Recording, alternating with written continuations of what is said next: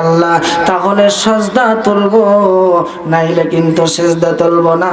হযরত আজরাইল আলাইহিস সালাম আল্লাহর নবীর কাছে এসে আল্লাহ রাব্বুল আলামিনের কাছে এসে বললেন, রব্বুল আলামিন, আপনার হাবিব যে আজ যেটা চেয়েছে আজকে কিয়ামতের ময়দানে, সেটা যদি আপনি পূরণ করেন সিজদা তুলবে, নইলে তুলবে না। আল্লাহ রব্বুল আলামিন কি জানেন না তার হাবিব কি চেয়েছে? অবশ্যই জানেন, কিন্তু আজরাইলকে বলতেছে, আজরাইল তোমার মুখখানা দিয়ে একটু বলো, আমার বন্ধু আজকে কিয়ামতের ময়দানে আজকে উম্মতের জন্য কি চাইতেছে, এটা আমি জানতে চাই। হযরত আজরাইল বলবে, রব্বুল আলামিন, আপনার দোস্তর গায়ে, আপনার বন্ধুর গায়ে যতগুলো বালুর কোনা ভরেছে, এক একটা বালুর কোনার বিনিময়ে যদি 70,000 করে উম্মতকে জান্নাত পর্যন্ত পৌঁছায় দেন, তাহলে আপনার বন্ধু আজকে কিয়ামতের ময়দানে সিজদা তুলবে, আসন গ্রহণ করবে। যদি না দেন, আরো এরকম 10টা কিয়ামত হয়ে যাবে, আল্লাহর নবী সিজদা তুলবে না। জোরে কোন সুবহানাল্লাহ।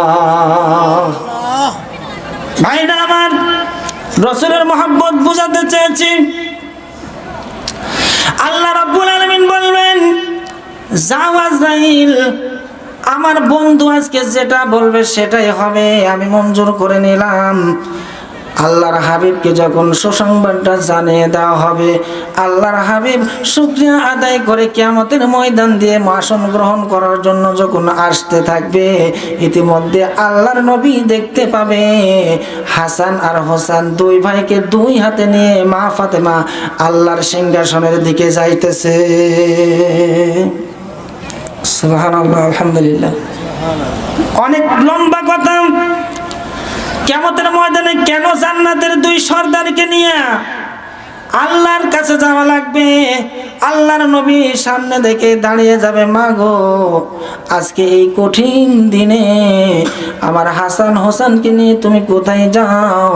আমি বুঝেছি পৃথিবীর জমিনে তোমার দুইজন সন্তানকে অন্যায়ভাবে হত্যা করা হয়েছে, আর এই অন্যায়টা তুমি হয়তো মেনে নিতে পারো নাই, যার কারণে আজকে তোমার দুই সন্তানকে দুই হাতে নিয়ে তুমি আল্লাহর কাছে বিচার চাইতে যাইতেছো। মা ফাতেমা ডাক দিয়ে বলবে, আব্বা গো, ও আমার আব্বা, পৃথিবীর জমিনে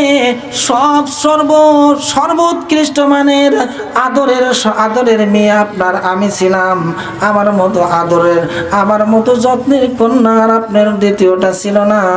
আপনি কিভাবে বিশ্বাস করলেন আজকে কিয়ামতের ময়দানে আমার দুই সন্তানের জন্য বিচার চাইতে যাইতেছি? না না না, আমি তো বিচার চাইতে যাইতেছি না, তবে হ্যাঁ, একটা নালিশ আমি আল্লাহ রাব্বুল আলামিনের কাছে জানাবো। এই নালিশের বিচার যদি, সুস্থ বিচার যদি আমার আল্লাহ না করে, আজকে আমি কিয়ামতের ময়দান থেকে পরিত্রাণ করব না, চলে যাব না। আল্লাহর নবী ডাক দিয়ে বলবে, মা গো, এই কিয়ামতের ময়দানে এমন বিচার তুমি চাইও না যে বিচারটা চাওয়ার কারণে আমার অনেক উম্মতরা জাহান্নামী হয়ে যাবে। এরকম বিচার চাইবা না। মা ফাতেমা ডাক দিয়ে বলবেন, রাসূলুল্লাহ, ইয়া হাবিবাল্লাহ, আব্বাজান, আমি আজকে ওই রকম কোন বিচার আমি আল্লাহর কাছে চাইব না। তবে দেখতেছেন আমার হোসাইনের গলা দিয়ে রক্তের নহর ঝরতেছে, এখনো ঝরতেছে, তখনও ঝরবে। আমার হাসানের মুখ দিয়ে জহর পড়তেছে, বিষাক্ত জহর। আমি শুধু আল্লাহর কাছে এতটুকু নালিশ জানাবো, আল্লাহ গো, পৃথিবীর জমিনে অন্যায়ভাবে আমার সন্তান দুইজনকে হত্যা করা হয়েছে। এই যে দেখেন হুসাইনের গলা দিয়ে রক্তের নহর জারি হইতেছে, আমার হাসানের মুখ দিয়ে বিষ ঝরতেছে, এর বিনিময়ে আমার আব্বাজানের কিছু উম্মতকে মাফ করে দেন। ভাইরা আমার, সে রসুলের হাদিসেরই তো আলোচনা, আজকে কোরআনেরই তো আলোচনা না, অন্য কিছুর? হাদিস এবং কোরআন এবং হাদিসের এ জায়গায় বসলে নসিব খুলে যাবে, খারাপ হবে না। কিন্তু আমরা যে জায়গায় আছি ওই জায়গায় নসিব ভালো না খারাপ? আজকে দোকানে কত লোক, দোকানের লোকগুলি যদি এই প্যান্ডেলের মধ্যে ঢুকে, জায়গা হবে? জায়গা হবে ভাই? জায়গা হবে না। এই জন্যই কোরআন সকলের নসিবে আল্লাহ রাব্বুল আলামিন দেন না। সকলের নসিবে কি দেন? এটা সবাই কি পায়? সবাই কি পেয়েছে? এর রীতিমতো কেউ চলতে পেরেছে? সকলেই পেরেছে।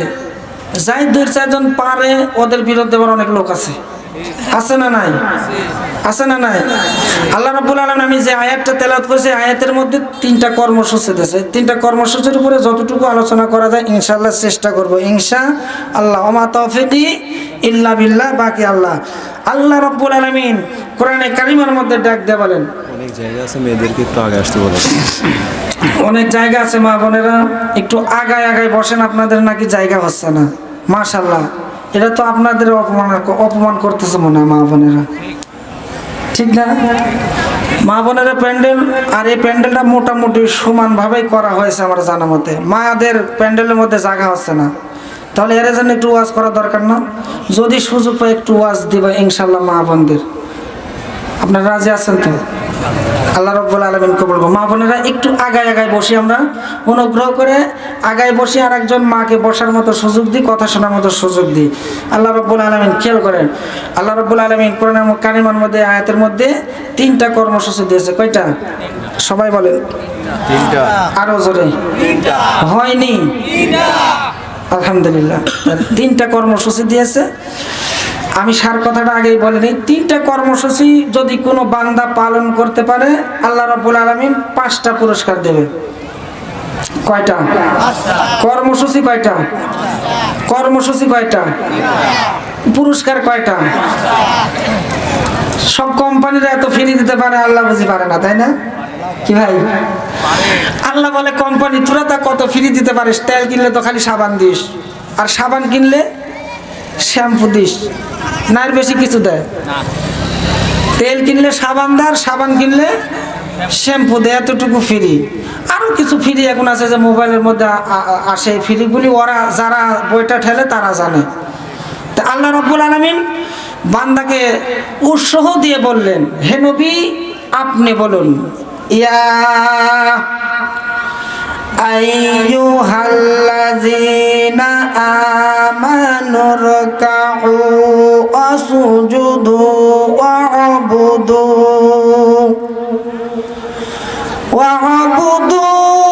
রাব্বাকুম ওয়াফআলুল খায়রা লাআল্লাকুম তুফলিহুন।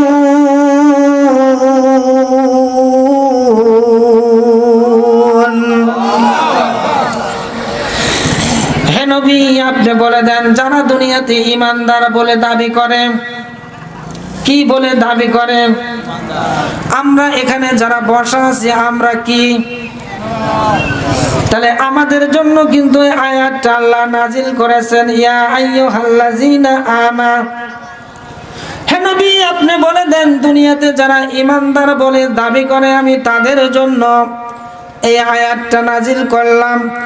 আল্লাহ ইয়া আইয়ুহাল্লাযীনা আমানু বলেছে, এখানে মানুষ বলে নাই, জিন বলে নাই, গরু বলে নাই, ছাগল বলে নাই, 18,000 মাখলুকাতের কারো কথা বলেন নাই।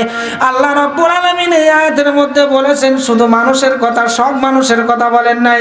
ইহুদির কথা বলেন নাই, নাসারার কথা বলেন নাই, বেঈমানের কথা বলেন নাই, খ্রিস্টানের কথা বলেন নাই, হিন্দুর কথা বলেন নাই। আল্লাহ রাব্বুল আলামিন ডাক দিয়া বলেছেন, হে নবী আপনি জানিয়ে দেন, এই পৃথিবীর জমিনে যারা ঈমানদার বলে দাবি করে তাদের জন্য আমি 3টা কর্মসূচি দিয়ে দিলাম। ইয়া আইয়ুহাল্লাযীনা আমানুর কাউ, আপনি বলে দেন 1 নাম্বার কর্মসূচি হলো যারা ঈমানদার বলে দাবি করে তারা যেন আমাকে রুকু করে। জোরে কোন আলহামদুলিল্লাহ। কি করতে হবে? আচ্ছা আমরা এখানে কয়জন রুকু করেছি এশার সময়? দেখি হাত তুলেন তো। আলহামদুলিল্লাহ, অধিকাংশই আমরা রুকুকারী। তাহলে বোঝা গেল আমরা ঈমানদার। জোরে কোন আলহামদুলিল্লাহ। বোঝা গেল কি আমরা ঈমানদার। তার কারণ আল্লাহ এই আয়াতটা ঈমানদারদের জন্যই বলেছেন। হে নবী আপনি বলে দেন যারা ঈমানদার বলে দাবি করবে, এই আয়াতের 3টা কর্মসূচির 1 নাম্বার কর্মসূচি হবে যারা ঈমানদার বলে দাবি করবে তারা যেন আমি রব্বুল আলামিনকে রুকু করে। জোরে কোন আলহামদুলিল্লাহ। আমানুর কাউ ওয়াসজুদু ওয়া'বুদু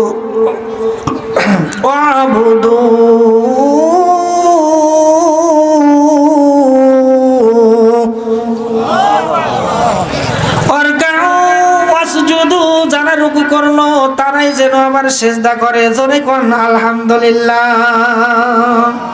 কয়টা হলো? এক নম্বরে ওয়ারকাউ, আপনার উম্মত যেন রুকু করে। দুই নম্বরে ওয়াসজুদু, তারা যেন সিজদা করে। তিন নম্বরে বললেন ওয়াবুদু, তারা যেন আমি রব্বুল আলামিনের ইবাদত করে। আমি আয়াতের ব্যাখ্যা করব এবং তিনটা কর্মসূচি আল্লাহ দিলেন, এই তিনটা কর্মসূচি আমরা পালন করব এবং পুরস্কার নেব। কয়টা? সবাই বলেন আরো জোরে। জোর হলো না। সামনে আসতেছে নির্বাচন, এরকম করা লাগবে, তাদের একটু প্র্যাকটিস করাই দিলাম। ভাইরা আমার, তাহলে এক নম্বরে রুকু, দুই নম্বরে সেজদা, তিন নম্বরে ইবাদত। আমি এই রুকু এবং সেজদা এই বিষয়টা একটু ভালো করে গুরুত্ব দিতে পারি, কিন্তু ওয়াবুদু, আল্লাহ রাব্বুল আলামিন যে ইবাদত করার কথা বললেন, এই ইবাদতটা কি? এই ইবাদত সম্পর্কে যদি বয়ান আলোচনা শুরু করা যায় তাহলে রাতের পর রাত চলে যাবে, দিনের পর দিন চলে যাবে।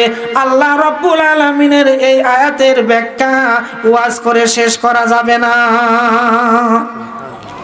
তা তো শুধু ইমানদারের জন্য বলেছেন, ইহুদি নাসারার জন্য বলেন নাই, অন্য কারোর জন্য বলেন নাই। শুধু ইমানদারের ব্যাপারে আল্লাহ রাব্বুল আলামিন এই আয়াতের মধ্যে যে কথাগুলি বলেছেন, এই কথাগুলি রাতের পর রাত, দিনের পর দিন চলে যাবে, কেটে যাবে, কিন্তু ব্যাখ্যা বিশ্লেষণ ওয়াজ করে শেষ করা, এত কথাই আয়াতের মধ্যে আছে। আলহামদুলিল্লাহ। তাহলে এক নম্বরে রুকু, দুই নম্বরে সেজদা, তিন নম্বরে ইবাদত। যদি এই তিনটা কর্মসূচি আমাদের জীবনে থাকে তাহলে আল্লাহ রাব্বুল আলামিন বলেন, হাবিব গো জানিয়ে দেন